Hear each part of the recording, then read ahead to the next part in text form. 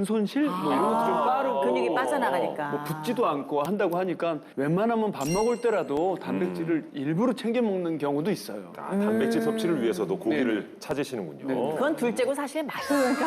맛있죠. 고추장 네, 그러면요. 아까 이제 근육이 예전보다 좀 덜 붙는 것 같다 이제 얘기하셨는데 우리 몸이 거짓말을 못합니다. 특히 정직하죠. 이제 가장 솔직한 이제 부위가 바로 근육이에요. 40세부터 근육이 빠지는 속도가 1년에 1%씩 감소하게 됩니다. 그렇게 되면은 이제 그 속도로 가면은 65세가 넘어가면은 근감소증 올 가능성이 많아지고요.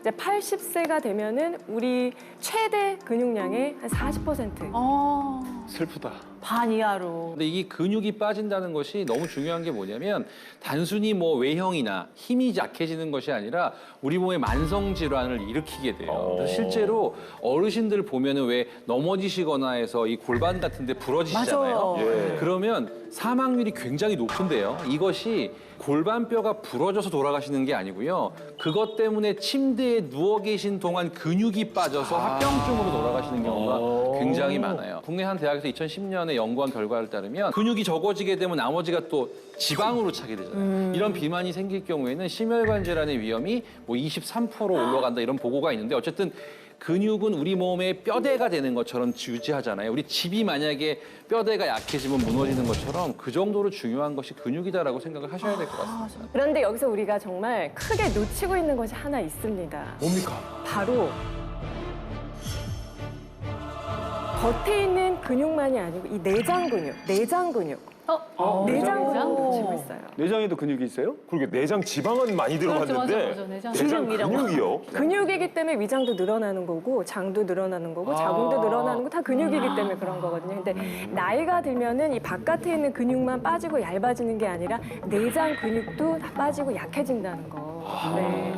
그런데 이제 문제는 이 팔다리 근육들은 이제 수위근육, 그러니까 우리 의지대로 움직여서 운동을 시켜서 단련할 수가 있는데 내장 근육은 우리 의지대로 움직일 수가 없어요. 운동을 시킬 수가 없기 때문에 그럼 이제 어떻게 해야 되느냐. 방법은 먹는 음식을 통해서 위장관의 어떤 내장 근육들이 움직이게 하고 그럼으로써 이제 단련하는 방법밖에 없습니다. 먹어서 내장이 스스로 근육을 이렇게 운동하게끔. 운동을 시킬 네, 수 있다면 하는 거예요. 그러니까 최고죠. 먹어야죠. 뭘 먹어야지 된다. 그게 이제 진짜 이거 어떻게 그게- 챙겨 먹어야 네, 돼요? 그게 중요한 거죠. 대표적으로 우리가 냄새를 맡았을 때 향긋한 채소들.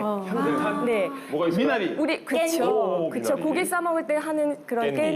깻잎, 또 요즘에 뭐 취나물 이런 것들, 그리고 쑥갓, 다 이제 냄새를 참나물. 맡아보면 향이 확 나잖아요. 두릅, 뭐. 이런 채소들을 많이 먹으면 안에 들어가서 장 운동도 촉진시키고 근육을 강화하는데 굉장히 좋습니다. 아, 그러니까 이게 왜 나이 들면 내장 근육이 빠지니까 소화도 잘 안 되고. 그렇죠. 그렇구나. 장 운동도 떨어지니까 또 변비도 생기고 쉽게 생기고.